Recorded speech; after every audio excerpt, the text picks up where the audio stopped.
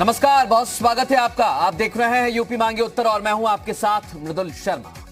मथुरा के नंद बाबा मंदिर में नमाज अदा करने की घटना के बाद से ही विवाद बना हुआ है। खुदाई खिदमतगार संस्था के फैजल खान, जो कि गिरफ्तार किए जा चुके हैं, उनका कहना था कि मंदिर में नमाज सांप्रदायिक सौहार्द के लिए पढ़ी थी और इस घटना के बाद उत्तर प्रदेश में कुछ मस्जिद और मजार पर हनुमान चालीसा का पाठ किया गया। इसे भी सांप्रदायिक सद्भाव बताया गया। हालांकि पुलिस इस तरह की इबादत करने वालों के खिलाफ लगातार कार्रवाई कर रही है, लेकिन सवाल उठ रहे हैं कि ये कैसी इबादत है, ये कैसा विवाद है, असल में ये सद्भाव है या फिर उन्माद है। आज की चर्चा इसी मुद्दे पर होगी। हमारे साथ मेहमानों का एक खास पैनल जुड़ेगा, उससे पहले आप ये रिपोर्ट देखिए।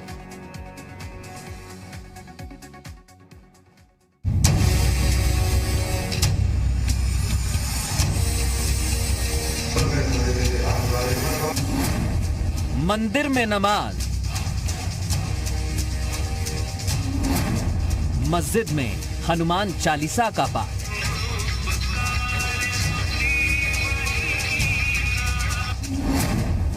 ये कैसी इबादत, ये कैसा विवाद। मैं मस्जिद जाने के बाद और संकीर्ण हो रहा हूँ तो फिर मेरी मस्जिद को बुल्लिशा कहते, ढा दो मंदिर, ढा दो मस्जिद।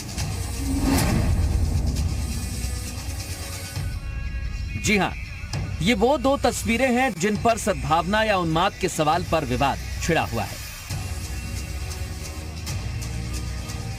इस विवाद की शुरुआत मथुरा के नंद बाबा मंदिर से हुई थी,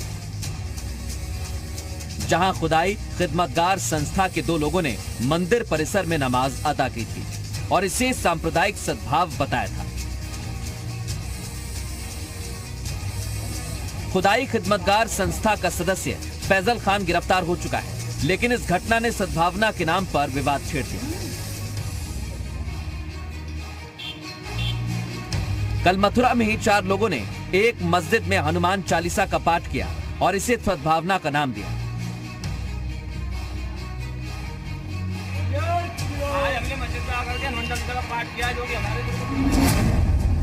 गिरफ्तारी इन लोगों की भी हो चुकी है, लेकिन विवाद मथुरा से निकलकर बागपत पहुंच गया। बागपत की मस्जिद में एक युवक ने हनुमान चालीसा का पाठ किया और उसे फेसबुक पर लाइव भी कर दिया।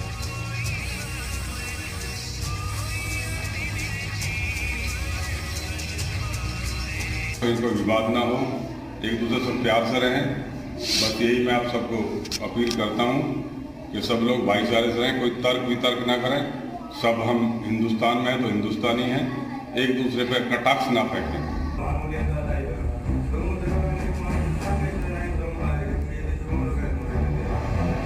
आगरा में भी एक मजार पर एक युवक ने हनुमान चालीसा का पाठ किया। ये शख्स भी गिरफ्तार हो चुका है। वहीं विश्व हिंदू परिषद ने बागपत के बड़ौद शहर की पूस वाली मस्जिद में जुमे के दिन हनुमान चालीसा का पाठ करने का ऐलान कर दिया है।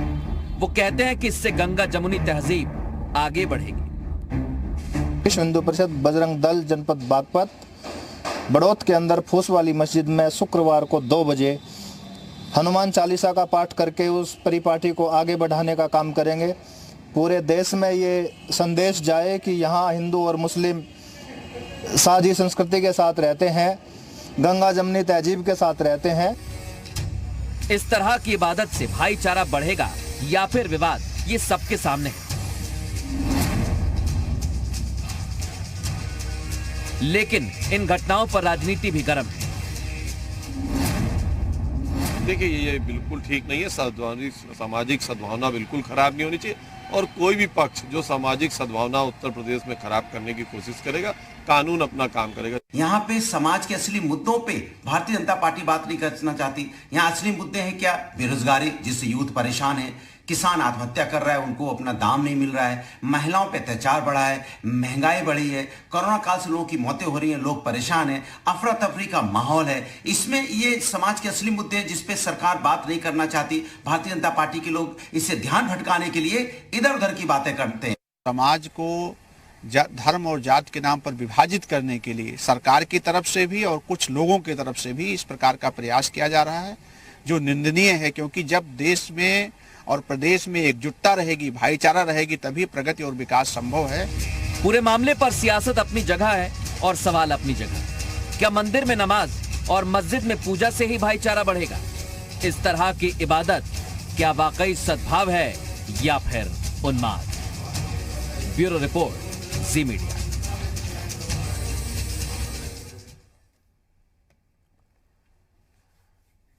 सवाल सबसे अहम यही है, जो सांप्रदायिक सद्भाव की बात की जा रही है, क्या वाकई इसी वजह से मंदिर में नमाज अदा की गई और मस्जिद में हनुमान चालीसा का पाठ किया गया?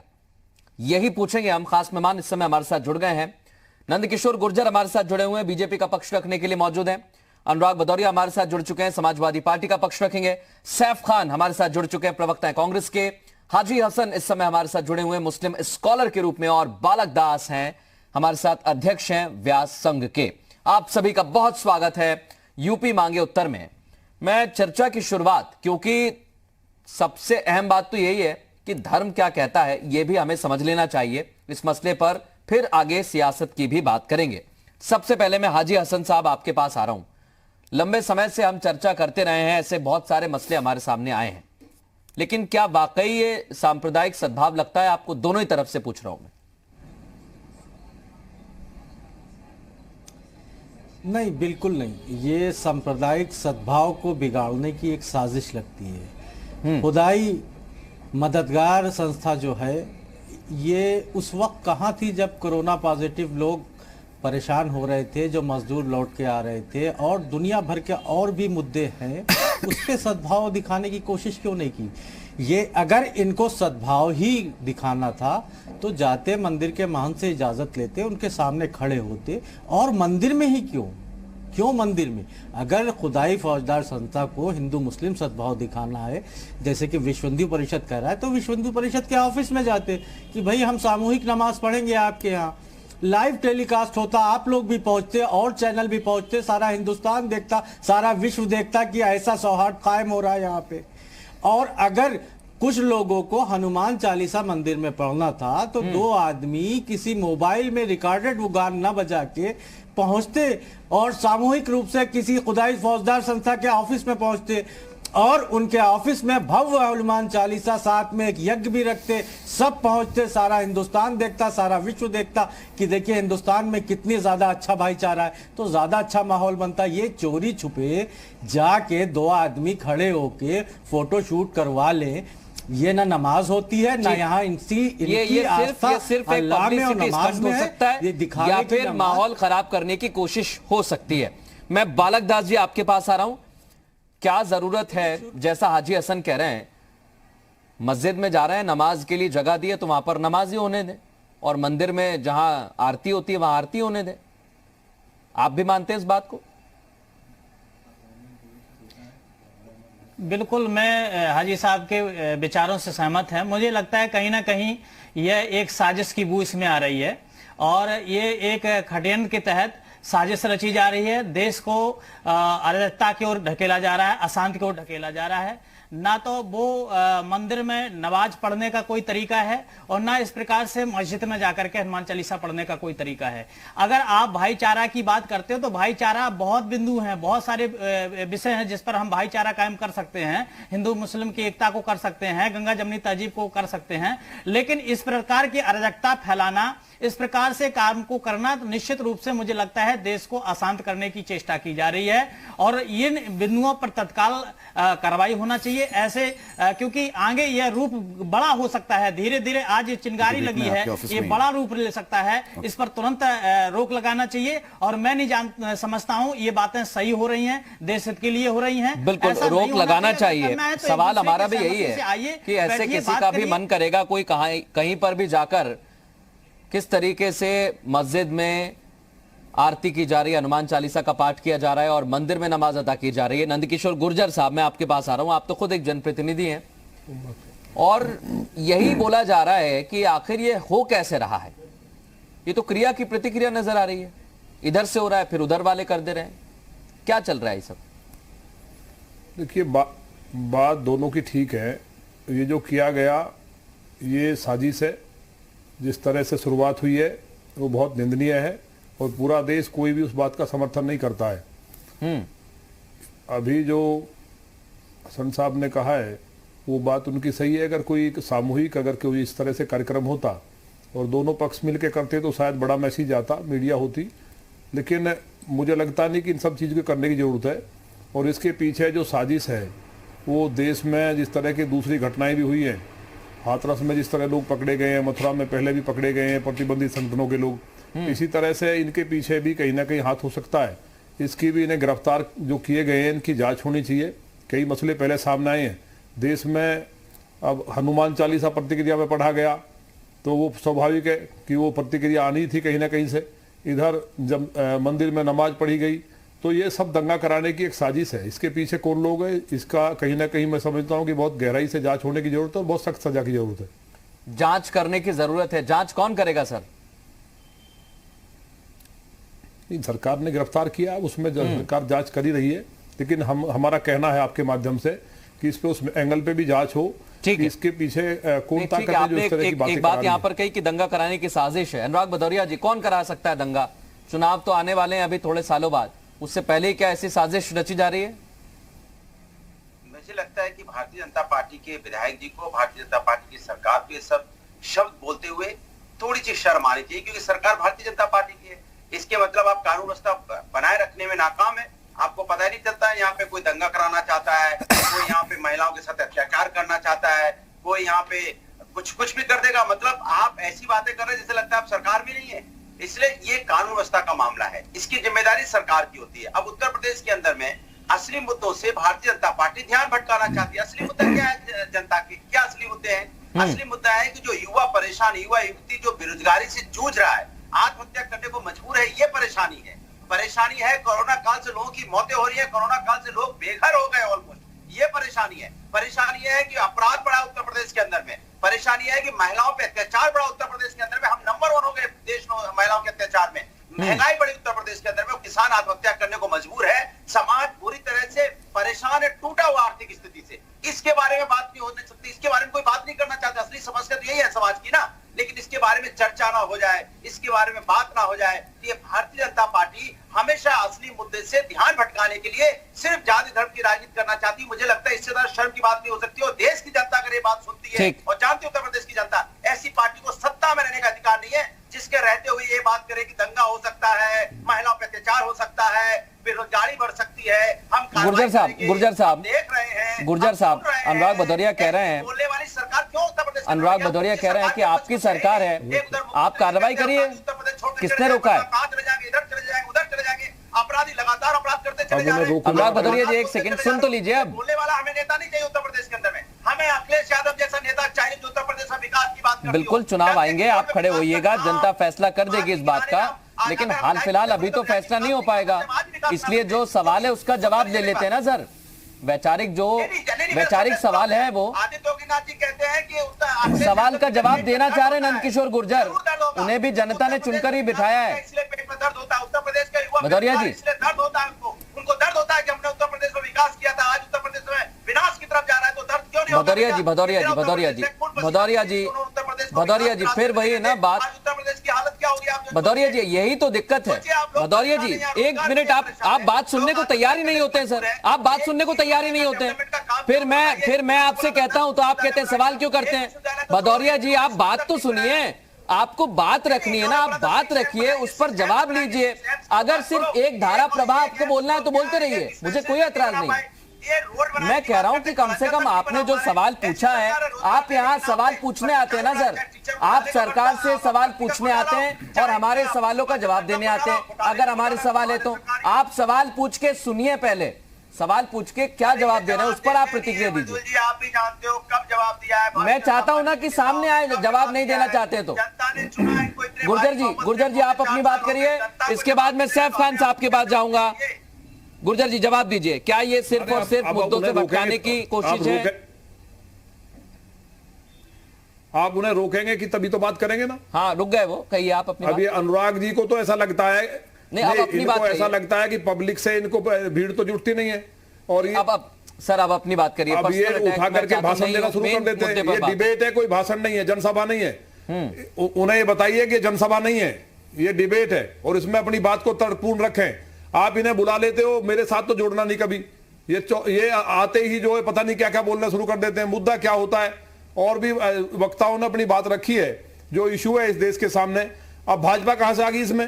मतलब जो गिरफ्तार हुए हैं, जिन्होंने नमाज पढ़ी है, क्या वो भी भाजपा के ही लोग हैं सब? मैं बताता हूं गुर्जर जी ये सब गुर्जर साहब बीजेपी के लोग उसके बाद आ रहा हूं सैफ खान साहब में। अब ये नहीं, ये क्या बीजेपी के लोग हैं? मेरा ये पूछना है, इसमें पार्टी कहां से आई? इसमें कौन सी बात आई? हम तो सभी के लिए बात कर रहे हैं ओवरऑल। अब ये बिजली, सड़क, पानी की, शिक्षा, चिकित्सा के ऊपर आगे कानून व्यवस्था में 400 दंगे हुए थे इनके टाइम में। इन्होंने आतंकवादियों को छोड़ा था और माननीय न्यायालय ने संज्ञान लिया था। ये भी अगर बोलते हैं कानून व्यवस्था पे, कहीं सड़कें नहीं थी, बिजली आती नहीं थी, पूरा प्रदेश जानता है, लेकिन उस पर बात नहीं कर रहे। जो मुद्दा मैन है उसको भटका करके बीच में कूद करके भाषण देना शुरू कर देते हैं। आदमी को सुनना भी चाहिए ना एक बार कायदे से।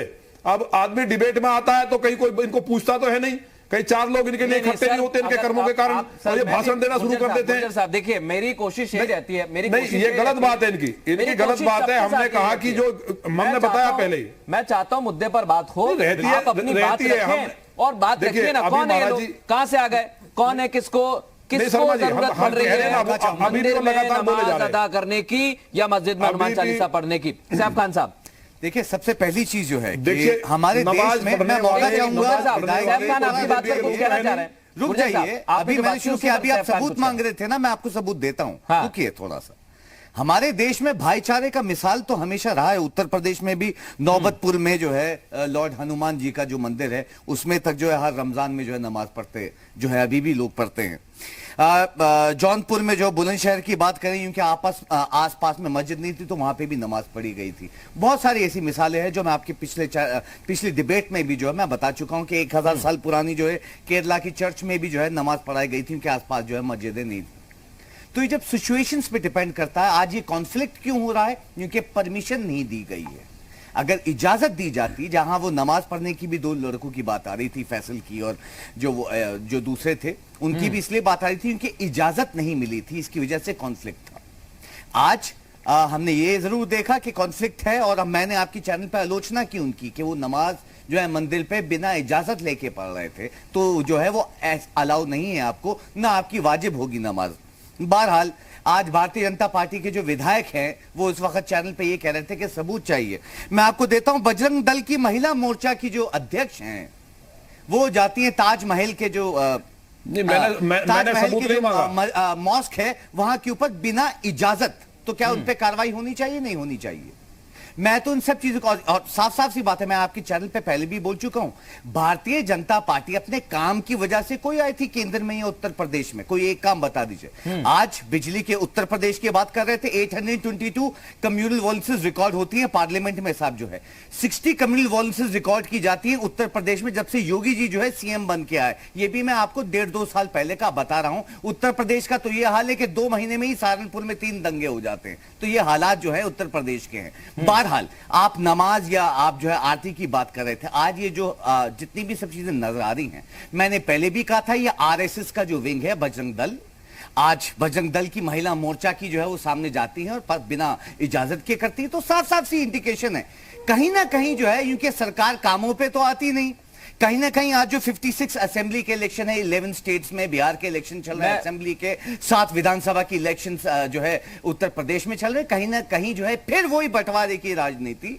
जैसे अंग्रेजों ने हमारे कर रहा है आके लोगों को डिवाइड एंड रूल किया था, वैसे भारतीय जनता पार्टी के जो क्या बजरंग दल के महिला अध्यक्ष को आप निष्कासित करेंगे? बीजेपी कह रही है साजिश रची जा रही है, विपक्ष कह रहा है कि ये सब कुछ बीजेपी करवा रही है। किसको दिमाग में आया कि मैं मंदिर में जाकर नमाज पढ़ता हूं और ये मेरा सांप्रदायिक सद्भाव बढ़ेगा इससे? किसने कहा होगा गुर्जर साहब? आपको लगता है कि इससे सांप्रदायिक सौहार्द तो नहीं, उन्माद जरूर बढ़ेगा, सौहार्द तो बढ़ेगा नहीं, बिल्कुल नहीं बढ़ेगा। देखिए अभी ये कहा गया कि मैंने कहा सबूत चाहिए, मैंने सबूत की तो बात की नहीं। पहले तो ये लोग आराम से सुनते नहीं है। दूसरी बात, भारतीय जनता पार्टी इसमें कहां से आई? नमाज पढ़ने वाले क्या भाजपा के लोग थे जिन्होंने नमाज पढ़ी? आप बताइए, बीजेपी ने शुरुआत की क्या? ये समाजवादी पार्टी की सरकार में 4000 दंगे हुए। आरएसएस का एक मुस्लिम विंग भी है। नहीं, वो हमने सुनिए, मुस्लिम विंग भी है जिन्होंने वो सबको मालूम है। समाजवादी जो है नहीं, वो बीजेपी के नहीं है। आपको ये भी कहीं ना कहीं जो है आपके तो ब्रेक के लिए रुक रहा हूं, मैं ब्रेक के लिए रुक रहा हूं, ब्रेक के बाद नहीं, हाजी हसन साहब, अब हमारी बात सुनिए, उन लोगों ने खुद स्वीकार किया है, वो समाजवादी पार्टी के कार्यकर्ता हैं। किशोर गुर्जर जी, जो आप बात कर रहे हैं ठीक है कि ये लोग कौन है और कहां से आ गए हैं। अब सवाल तो यही है कि इनको कोई भेज रहा है या ये सब कुछ साजिशन किया जा रहा है। चर्चा इस बात की चल रही थी हाजी हसन साहब की क्या कोई इन्हें भेज देता है, लेकिन एक और विषय है और वो विषय ये है कि सोशल मीडिया पर तस्वीरें पोस्ट करना, पहले तो वहां पर जाना, फिर वहां पर इबादत करना और फिर सोशल मीडिया पर डालना। यह तो ऐसा लग रहा है कि सोचे समझे तरीके से कोशिश की जा रही है कि ऐसा डाला जाए, फिर कोई इस पर 5 तरीके के कमेंट करे, फिर 5 तरीके की बातें हो और वही सौहार्द की जगह उन्माद फैल जाए। जी देखिए, हम लोग ने देखा कि पहले दिन जब खुदाई मददगार संस्था के लोग यहाँ पे गए और इन्हीं ने ऐसा काम किया जिससे पूरे भारतवर्ष के, हिंदुस्तान के हर एक हिंदुस्तानी को ठेस पहुंची, चाहे वो हिंदू हो, चाहे मुसलमान हो, चाहे सिख हो, चाहे ईसाई, किसी भी धर्म का रहा हो, उसको बहुत ठेस पहुंची कि ये क्या है, ये क्यों है, ऐसा क्यों है। लेकिन उसके फौरन बाद, जैसे कि अभी हमारे भाजपा के साथी कह रहे थे कि मैं मांग करता हूं कि इसकी जांच हो, ये हो, किससे मांग कर रहे हैं, कहां मांग कर रहे हैं, किस माध्यम से मांग कर रहे हैं, फिर क्या फायदा इनके भाजपा में रहने का, वहां पे रह के भी जब ये अगर मीडिया के माध्यम से मांग कर सकें तो फिर बड़ा अजीब सा लगा। लेकिन उसी दिन, उसके नेक्स्ट डे देखा गया कि भारतीय जनता पार्टी के एक विवादित विधायक, उन्हीं ने एक अपील की कि जिसका अपील का फेसबुक पे ही, कि जिस अपील का सार था कि क्रिया की प्रतिक्रिया दो, जो जैसा करे वैसा करो, और उनके ऊपर कोई कार्रवाई नहीं हुई। बदले में देखा गया कि 2-3 जगह पे और हनुमान चालीसा का पाठ हो गया और उनका भी दावा यही था कि सद्भावना फैला रहे। अरे भाई, आप सद्भावना फैलाइए, बिल्कुल फैलाइए, पूरे हिंदुस्तान को एक सद्भावना में जोड़ दीजिए। और ये दोनों जो जगह पर सद्भावना फैला रहे थे, मंदिर मस्जिद, दोनों जगह पर जो लोग सद्भावना फैला रहे थे वो इस समय जेल में हैं, वो इस समय जेल में है। लेकिन सवाल ये कि एकाएक कहां से दिमाग में आ गया कि आज मैं जाऊंगा और सद्भावना फैलाऊंगा। अनुराग भदौरिया जी, ये दिमाग में कैसे आ जाता है? भारतीय जनता पार्टी के दिमाग में आ जाता है, जब इलेक्शन आता है तो उनके दिमाग में ही आ जाता है।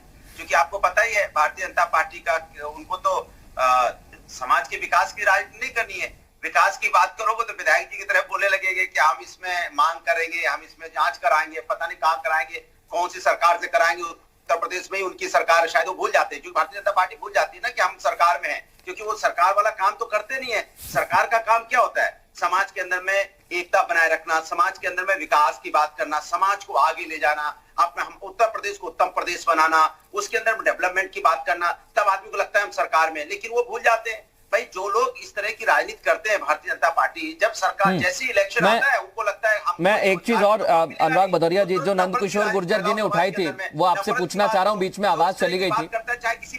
गुर्जर साहब ने एक बात पूछी, अनुराग भदौरिया जी, फिर मैं इसके बाद गुर्जर साहब से जवाब लूंगा। एक बात उन्होंने कहा, सर एक बात उन्होंने पूछी, उन्होंने पूछा कि जब अगर बीजेपी की सरकार में ही दंगा हो रहा है या कोशिश है दंगा करवाने की या चुनाव जीतने की, तो पहले भी जो दंगे हुए हैं उसके लिए कौन जिम्मेदार है? क्या वो भी यही कोशिश थी? इतनी सी सत्ता होती है, देश बहुत बड़ा होता है, देश होगा तो सत्ता आएंगी जाएंगी, यहाँ सरकारें बनेंगी बिगड़ेंगी, कभी कोई मुख्यमंत्री, कभी कोई प्रधानमंत्री। जब देश को आप तोड़ने की, जब भारतीय जनता पार्टी के लोग नफरत की राजनीति करते हैं तो ये देश के लिए खतरनाक है, समाज के लिए खतरनाक है। नंदकिशोर गुर्जर जी, क्या कहेंगे आप? ये कौन करवा रहा है? अब सवाल हमारा इसलिए है क्योंकि एकाएक किसी के दिमाग में कैसे आ जाता है ये सब? सवाल दो सवाल हैं। पहली बात तो हमने मांग नहीं की, हमने ये कहा कि इसके पीछे जो षड्यंत्र है उसकी जांच के लिए भी हम बात करेंगे सरकार में। हमने किससे मांग की? पहले तो ये सुनते नहीं है, पहले तो सुनते नहीं है। हमने कहा तुरंत का, अब ये बोलने लगे बीच में, अब या तो इन्हें रोकिए, नहीं इनको रोकिए, ये अपनी मर्यादा में रहे। इनका सवाल सुन लिया मैंने, नहीं इनको सुनना नहीं है क्या? कोई बीमारी है? इनकी बात का जवाब देंगे हम अभी। कोई मतलब नहीं है, मुझे भी आवाज नहीं आती और सामने जो जनता सुन रही है उसे तो बिल्कुल भी नहीं आती। अपने मर्यादा में रहें, एक करके बोलिए, इसलिए आप चुपचाप रहिए, एक करके बात को सुनिए, हमने बीच में नहीं बोला। कहिए गुर्जर साहब, मैं सुन रहा हूं। आप जो अनुराग जी को लेके आते हो ना, इनको बोलने की बीमारी है, पहले इनका इलाज कराओ। अनुराग जी को बोलने की बीमारी है, नहीं देता ना, इनका इलाज कराओ। अनुराग जी को बोलने की बीमारी है, नहीं देता ना, हम भी बात करेंगे समाजवादी पार्टी में। ना ये बोलता हूं कि आपको टोकना है, नहीं, गलत बात है। सवाल ये है, मैं समझाता हूं कि आप बहुत बड़े हैं, आप वरिष्ठ हैं, आप राजनीति में मुझे सवाल नहीं है। मैं सबको समझाता हूं सर, मैं हर पार्टी के नेता से ये कहता हूं कि अपनी बात रखे, सुने, अब ये बैठ नहीं सकते आराम से। इनको तो ऐसा ना जनता ने इनको नकार दिया, अब इनको लगता है कि टीवी चैनल पे बकवास करेंगे, कुछ नहीं बोलेंगे। सर अपनी बात कहिए, अब तो ऐसे ही समझ आ रहा है। सुनते क्यों नहीं है? हाँ, अब इनको इन्हें रोकिए, पहले आप कहिए अपनी बात, इनको रोको पहले के बाद जाऊंगा, कहिए आप अपनी बात। पता नहीं कौन सा ऐसा, मतलब ये डिबेट है क्या, और लोग नहीं बात कर रहे हैं क्या? गुर्जर साहब, अब आप हमने ये कहा कि सरकार ने कठोर कार्रवाई की है, गिरफ्तार किया है। हम और भी बात करेंगे क्योंकि इसके पीछे हालांकि सरकार कर रही है, लेकिन हमारा अपना एक विचार था कि इसमें पीछे जो लोग हैं, क्योंकि ये कोई साधारण बात नहीं है, ये दंगा कराने की साजिश है। और ये जो बार बार बोले जा रहे हैं विकास की बात, सारी दुनिया जानती है कि उत्तर प्रदेश में कितना विकास हुआ है। आज बाहर से उद्योगपति उत्तर प्रदेश के अंदर आ रहे हैं, इन्वेस्ट कर रहे हैं, तो ये बात अलग है। डिबेट फिलहाल चल रही है किस बात की, कि ये जो घटना हुई है, इस घटना के बारे में बात करना है। हाँ। ये उठा के ले जाते हैं उसको दूसरी जगह। नहीं, मैं ये चाह रहा हूं, आपका कहना है ये साजिश है, षड्यंत्र हो सकता है। किसका षड्यंत्र हो सकता है और क्यों किया जाएगा? अभी तो ऐसा हाल फिलहाल में कोई महीने में चुनाव तो है। देखिए, ये उनको गिरफ्तार किया गया है, हम कोई जांच एजेंसी नहीं है। जो गिरफ्तारी के बाद जो पुलिस के पास साक्ष्य आएंगे, मैं उसको कह दूं किसका हो सकता है, एकदम गलत होगा। अब इनको तो जो अनुराग जी को भाजपा के अलावा कुछ दिखता नहीं सपने में भी। जो पहले नमाज पढ़ी गई वो भी भाजपा के कार्यकर्ता, जो बजरंग वहां जाकर के मंदिर में हनुमान चालीसा पढ़ रहे उनको बजरंग दल बता दिया। बजरंग दल का कोई कार्यकर्ता ही नहीं है। नहीं, ये जो भी लोग हैं, हिंदू है मुस्लिम है, कौन है, इसकी सरकार जांच कर रही है और ये गिरफ्तार हुए और उन पर कार्रवाई होगी।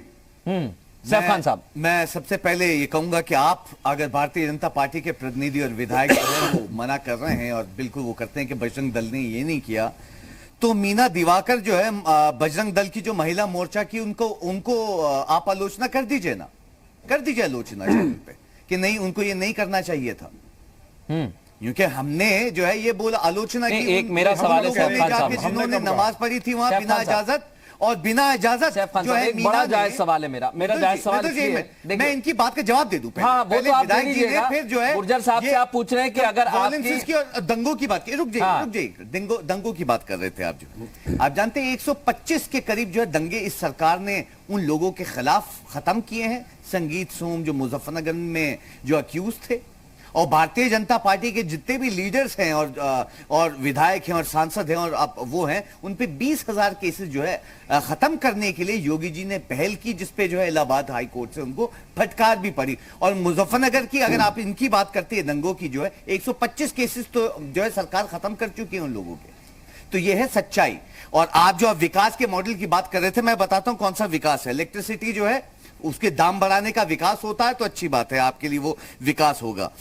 मेडिकल ट्रीटमेंट्स हमने देखा, बीआरडी हॉस्पिटल में बच्चों को लगातार भदौरिया जी आ रहा हूं, भदौरिया जी आ रहा हूं आपके पास, जो है भदौरिया जी बालकदास के बाद आपके पास आप बात करते थे, जिसके लिए बहुत सारे अलग अलग वादे किए गए, बहुत सारी ये चीज गई, योजनाएं बनाई गई जो है 50 करोड़ की, तो आपने योजनाएं बनाई फ्री वाईफाई यूनिवर्सिटियों की, पहले आज तक देखने को नहीं मिला। फिर ठंडे आ गई है। मैं वही बोल रहा हूं ना, एक के बाद कोई भी घटना हो जाती है, सुनिए मेरी बात, कोई भी घटना हो जाती है तो घटना के बाद किसी ना किसी पार्टी से संबंधित वो संगठन क्यों होता है वो। अगर कोई दंगा हो जाता है या सीए एनआरसी को लेकर प्रदर्शन हो जाता है या फिर हाथरस की घटना हो जाती है, कहीं किसी पार्टी का एंगल सामने आता है, कहीं किसी पार्टी का एंगल क्यों आता है? उत्तर प्रदेश में 45% क्राइम बढ़ चुका है।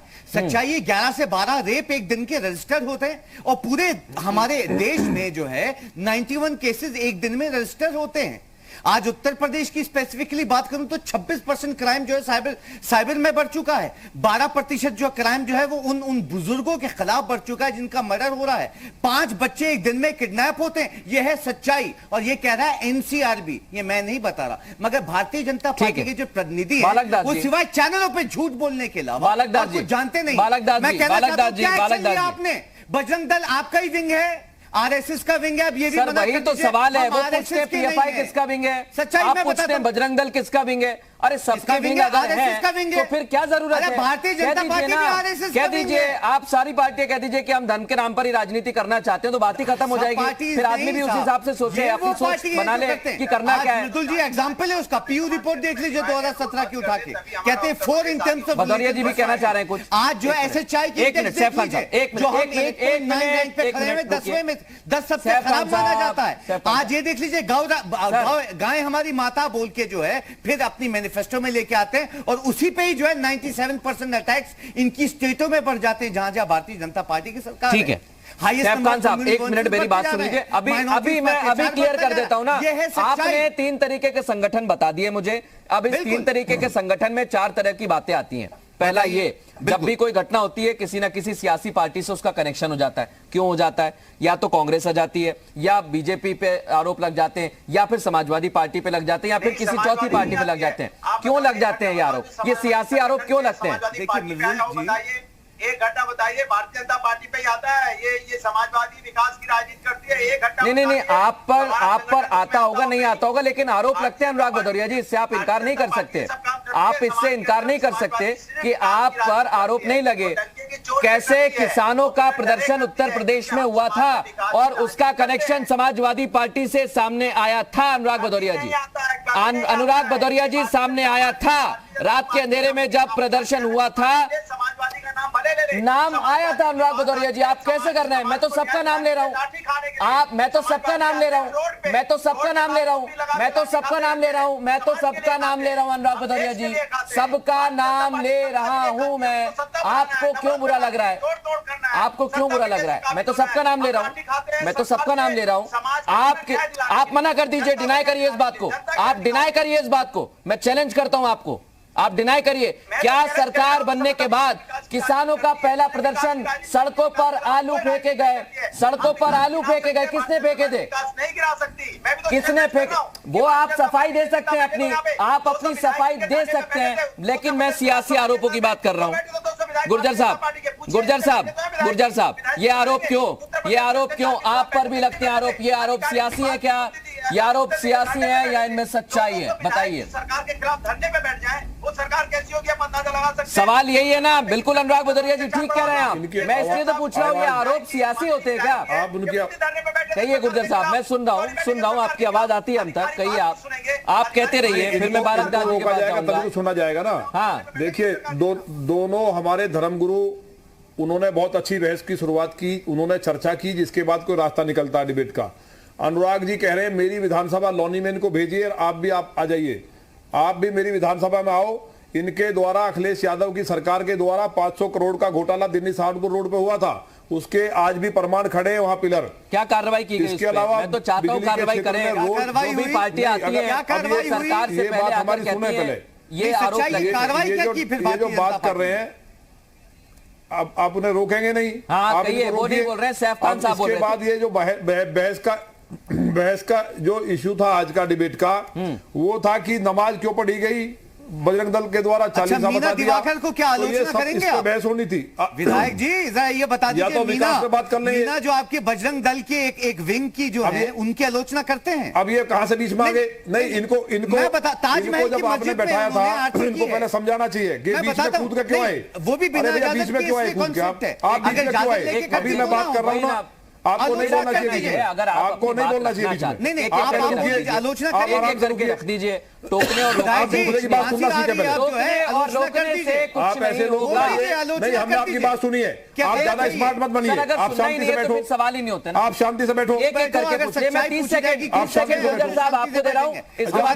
हम बात कर रहे हैं तो आप बीच में क्यों बोल रहे हैं? सैफ खान साहब नहीं, आप बीच में क्यों बोल रहे हैं? आपकी बात का जवाब दिया जा रहा है। रुक जाइए, आप अपनी मर्यादा बनाइए। जब हमारी बात का जवाब बाद में आवाज गिराना चाहता नहीं हूं। सैफ खान साहब मेरी बात सुनिए, आराम से की बातें ना करें आप। इधर आपकी बात ना सुन ली, आपकी बात सुन ली, उसका जवाब सुनो, उसका जवाब सुनिए। क्या मैं आपको उम्मीद नहीं करता। ये चर्चा को भटका रहे हैं। पानी पीजिए विधायक जी, मुझे लगता है इनको रोको, पैदा हो गई है, ये लोग गलत बात कर रहे हैं। खांसी आ रही है, इसके लिए नहीं करना। इनका दिमाग खराब हो गया है, घबराहट हो गया आपको। आलोचना करेंगे नहीं, घबराहट आपको, आपका दिमाग खराब हो गया है। महिला अपना इलाज कराइए की क्या उन्होंने सही अपने दिमाग का इलाज कराइए पहले। आप अपना दिमाग ठीक करिए, दिमाग ठीक करिए। अरे किया अपना दिमाग ठीक करिए। कहां से पकड़ के बैठा दिया ऐसे लोगों को? उन्होंने ढंग के आदमी जो डिबेट करने के लायक है उनको बुलाओ। विधायक जी सवाल कहां से पकड़ के लेके आए? सैफ खान और नंदकिशोर गुर्जर जी बैठाने वाले मेरी बात महाराज जी बैठे हैं वहाँ, ऑडियो गिरा बात का जवाब देंगे। सैफ खान साहब, मैं ऑडियो गिराता नहीं हूँ किसी का, लेकिन अगर मुझे ये जरूरत पड़ेगी, सरकार में 4000 दंगे हुए। एक मिनट गुर्जर साहब लोगों की एक फौज इकट्ठी है। अभी धर्मगुरु दोनों बहुत अच्छी बात कर रहे थे, दोनों धर्मगुरुओं ने बहुत अच्छी बात की शुरुआत की और उसके बाद उसका कोई रिजेक्ट नहीं करना चाहिए था। लेकिन ये लोग सारे के सारे मानसिक बीमार लोग इन लोगों को पकड़ के बैठा दिया। जो पार्टियां देश में नहीं बची हैं, जो समाप्त हो गई है, जनता ने नकार दिया है, अब इनके पास बोलने के अलावा कुछ नहीं बचा है। आए कोई भी ना आए, नहीं मेरी बात का काम नहीं है। एक मिनट अपने आप को ज्यादा नहीं, अपने आप को ज्यादा साहब मेरी बात सुनिए, मेरी बात सुनिए गुर्जर साहब, मेरी बात को सुनिए, मेरी बात सुनिए पहले आप सर, प्लीज मेरी बात सुनिए। नहीं बीच में क्यों बोलते हैं? एक मिनट सर, मैं पहले आप सबसे कहिए कि बीच में नहीं बोलेंगे। सब आएंगे उनके बीच में बोलना है, मैं किसी का मुंह नहीं पकड़ सकता सर। मैं बुलाता हूं शिष्टाचार के मुताबिक, आप अपनी बात कहिए। नहीं पकड़ सकते तो आप हटा तो सकते हैं ना, आप उनकी आवाज बंद कर सकते हैं, आप उनकी आवाज बंद कर सकते हैं। शर्मा जी ये बात गलत है। अपनी बात को उन्होंने हम पर आरोप लगाए, हमने बुरी बात सुनी, लेकिन ये लोग मानसिक दिवालिया लोग पकड़ के बैठा दिए चैनल पे। कम से कम समझदार लोग बैठते हैं तो बहस जैसे धारा प्रवाह आप बोल रहे हैं, अभी महाराज जी ने बात कही वो बोलते हैं और मौलवी साहब ने कहा नहीं हमें बोलना पड़ा है, हमें बोलना पड़ा है। सवाल तो यही है ना, नहीं हमें बोलना पड़ा है, हमें बोलना पड़ा लगता है। मैं अपने बीच में नहीं बोलता हूं, लेकिन ये बीच में बोलते हैं, गलत बात है। मैं वही तो कहना चाह रहा हूं, आप सुनेंगे तो सवाल होंगे, जवाब होंगे, नहीं तो मतलब ही नहीं है। वैसे भी समय चला गया है, कोई मतलब नहीं रहा इस चर्चा का। बालक दास जी अपनी बात रखिए। देखिए मैं ये कहना चाह रहा हूं कि यह डिबेट को हमेशा भदौरिया साहब इधर उधर ले जाते हैं और वो अपनी बात को हमेशा बेतुक ढंग से करते हैं। मैं कहना ये चाह रहा हूं कि एक तो नमाज शुरू की गई मंदिर में, दूसरी बात मथुरा ही क्यों चुना गया? सौहार्द की बात है, बहुत सारा देश में मस्जिदें हैं, मथुरा ही क्यों चुना गया? इसलिए लगता है कि कहीं ना कहीं साजिश की बू आ रही है और इसमें बहुत ज्यादा जांच की जरूरत है।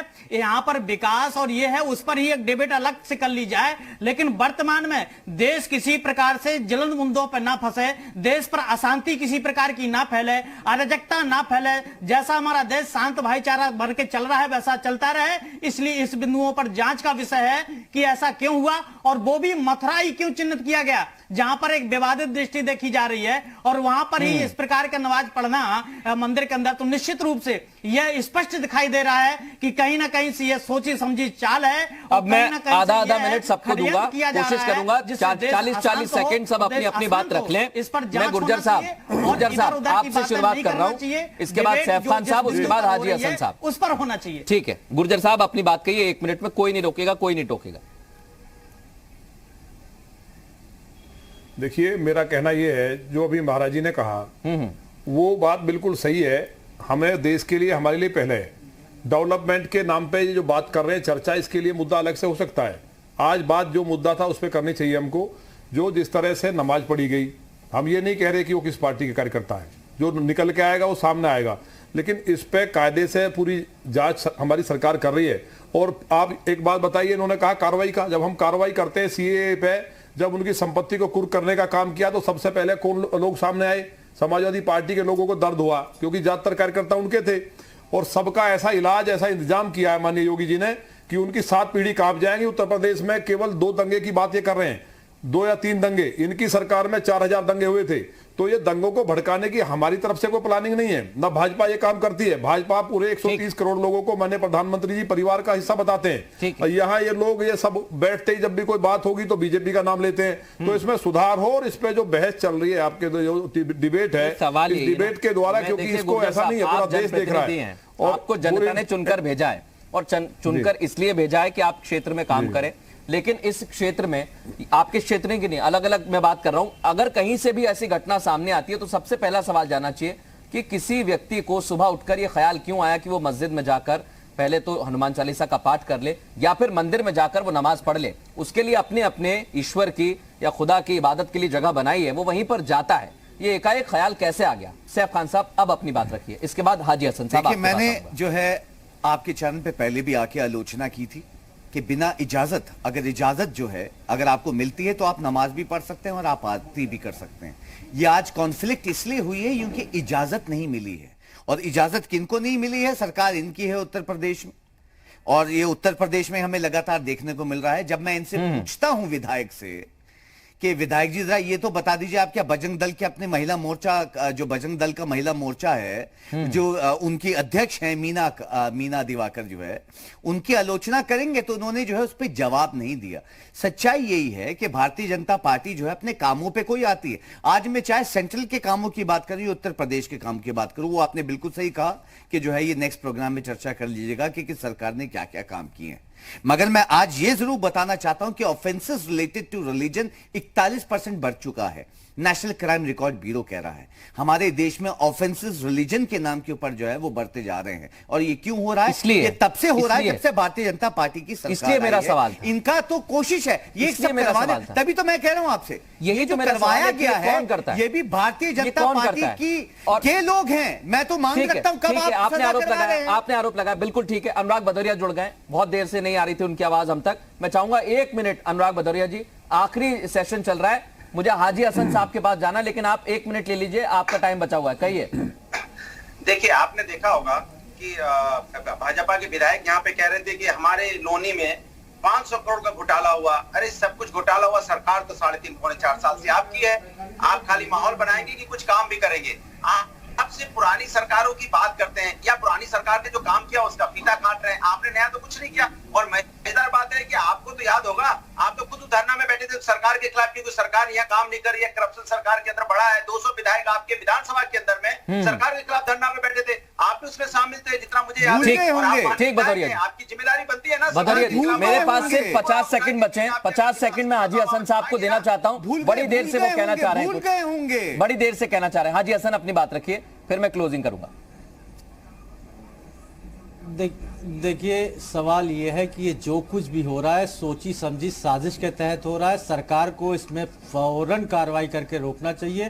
खैर, जो लोग अरेस्टेड है उनकी तो जांच हो रही है, लेकिन जो लोग अलल ऐलान कह रहे हैं कि फ्राइडे को जुमे के दिन वहां जाऊंगा, उनके ऊपर कौन सी धारा लगेगी, शांति भंग लगेगी, रासुका लगेगी, इसके ऊपर तुरंत एक्शन होना चाहिए कि ये आगे से ये चिंगारी प्रदेश भर में न फैले। बिल्कुल, क्योंकि बहुत तेजी से फैल रही है। और यही तो हमारा सवाल है कि ये फैलाने की कोशिश कौन कर रहा है, ये चिंगारी भड़काने की कोशिश कौन कर रहा है? क्योंकि सुबह उठ के किसी को ऐसे याद नहीं आता, या तो इसकी साजिश होगी तो जांच में इसका खुलासा हो जाएगा। बहुत शुक्रिया हमारे साथ बात करने के लिए सैफ खान साहब, नंदकिशोर गुर्जर जी, अनुराग भदौरिया जी, बालक दास जी और हाजी हसन साहब, बहुत शुक्रिया आप सभी का।